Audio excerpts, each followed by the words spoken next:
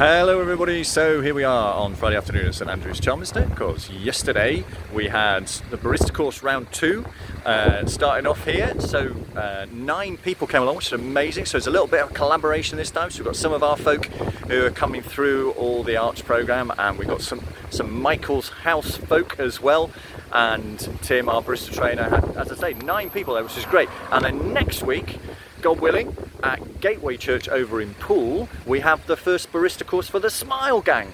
So I think we're, good half dozen to 10 people again. We're hoping to come to that. So the barista course is still going and is going really well. So we're really hopeful that people at the end of this, we can link them in through maybe something called Only a Payment Away, which is a national charity which links into the hospitality industry, maybe see people get into jobs, but all the time we've been supporting them, which is great.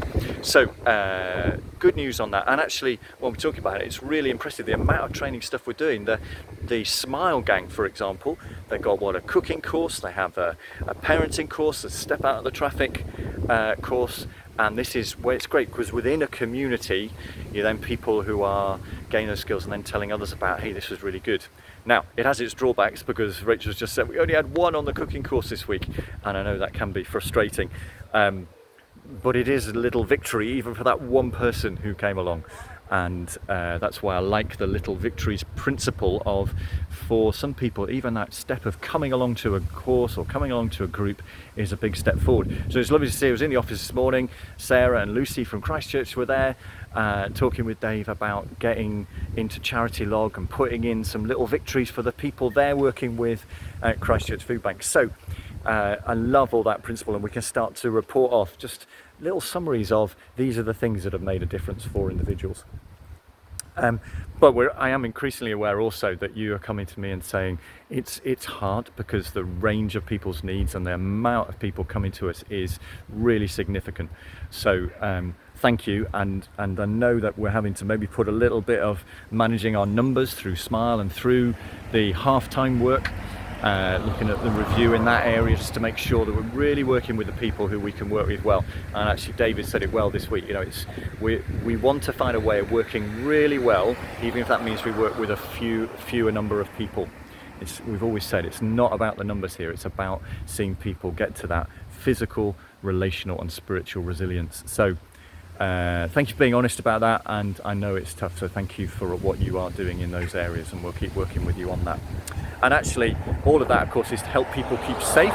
And June is, I've said this before, it's the month where we do a really big safeguarding review with the trustees, just to see how we're doing. There's a little thing on the Charity Commission where you've got 10, almost like their top 10 things that you should be doing to show that you're managing safeguarding really well. And we are doing well. One of them is about how would you, the quality of the safeguarding culture in the organisation. That's a really hard thing to nail down. But what we saw from those round tables we had, thank you for all of you who came along. They were super helpful for me and for Claire, and I think for many of you as well, just to go through a couple of case studies. We're going to do that again in the autumn, just to pick out a different couple of case studies, just to keep that bubbling under.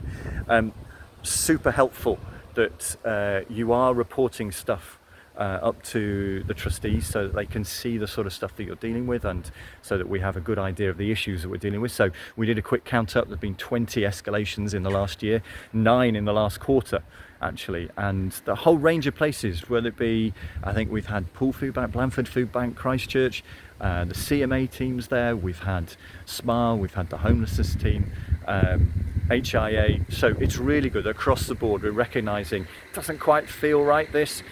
And I know in some cases you could put in loads more, but it's good that we are finding a way to follow up on those 4 R's we talked about, recognising the issue, and then recording, reporting and referring as right, and then relaxing at the end of it.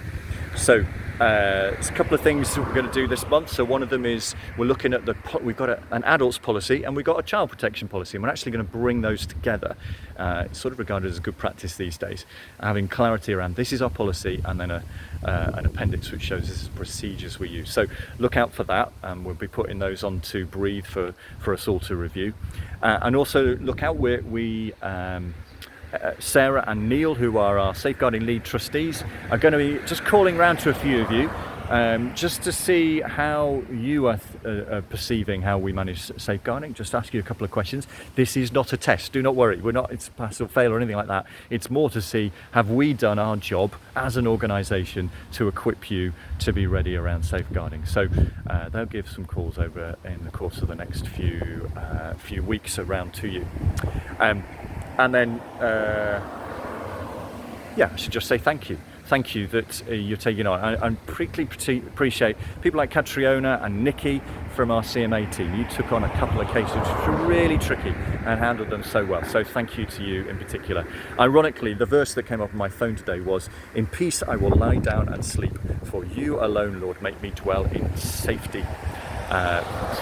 So thank you for all you are doing in that area. Thank you for what you are doing overall, and keep going.